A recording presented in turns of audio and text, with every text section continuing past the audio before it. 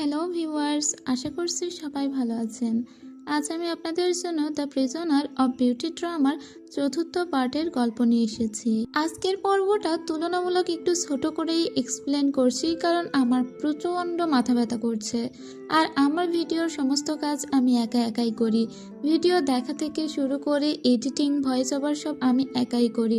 সেজন্য একটু বড় ভিডিও বানানো আমার পক্ষে পসিবল হয়ে উঠছে না। তবে আমি আপনাদের কথা দিচ্ছি যে আমি খুব দ্রুতই পরের পার্ট আপলোড করব। যেমন একদিন বাদে একদিন যদি আমি ভিডিও দিই এবং ভিডিও যদি ডিউরেশনে একটু কম হয় তাহলে অসুবিধা হওয়ার কথা নয়। আপনাদের আশা করি ভালোই লাগবে।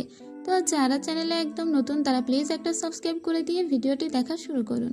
তো চলুন শুরু করছি। গত পর্বে আমরা দেখেছিলাম লু ইয়ান ওর বাবা মাকে মেরে ফেলেছিল।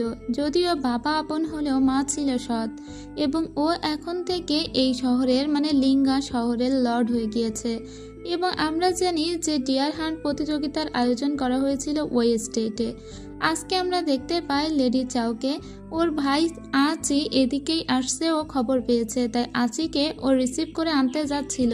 ঠিক তখনই ওর দেখা হয় মিস্টার ইয়ানের সঙ্গে। মিস্টার ইয়ান বলে, আমি আপনার সঙ্গে কিন্তু যেতে পারি, যেহেতু আপনি একা একা যাচ্ছেন। লেডি চাও বলে, তাহলে তো বেশ ভালোই হয় যদি আপনি আমার সাথে যান, কারণ মিস্টার ওই এখন বিজি আছে তার কাজে। এদিকে আমরা ওইশাওকে দেখতে পাই। ওইশাওকে ডেকে পাঠিয়েছিল লেডি লু। আপনাদের নিশ্চয় মনে আছে লেডি লু আচি এবং লেডি চাওয়ের চাচাকে দোষ দিয়েছিল যে ওকে নাকি তারা অপহরণ করতে চেয়েছিল। ওইশাও ওকে আশ্বস্ত করে যে ওর জন্য জাস্টিস এনে দিবে। এরপরে ওইশাও যখন অফিসের দিকে ফেরে তখন লিয়াং ওনার কাছে একটা বক্স দিয়ে বলে যে এটাকে সম্পূর্ণভাবে জোড়া লাগানো সম্ভব হয়নি, তাই ওই জেটটাকে সোনা দিয়ে জোড়া লাগানো হয়েছে। এদিকে আমরা আবার দেখতে পাই লেডি চাওকে।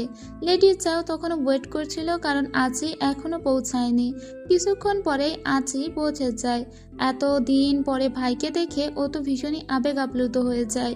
প্রায় 1 বছর পরে সে তার ছোট্ট ভাইটিকে দেখছে। ওর ভাইয়ের মাথায় হাত রেখে বলে, তুমি অনেক লম্বা হয়ে গিয়েছো, আমাদের ছোট্ট আচিটাও বড় হয়ে গিয়েছে। 2 ভাই বোনই কাঁদতে থাকে।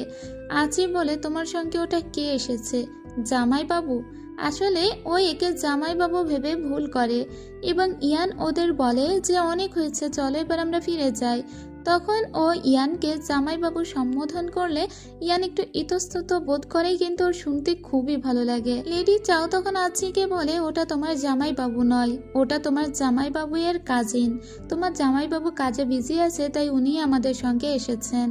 এরপরে ওরা ফিরতে শুরু করে, কিন্তু প্রতিমধ্যে আচিকে অনেক কথা লেডি চাও বলে যে ওকে কেমন আচরণ করতে হবে ওই ফ্যামিলিতে গিয়ে। এরপর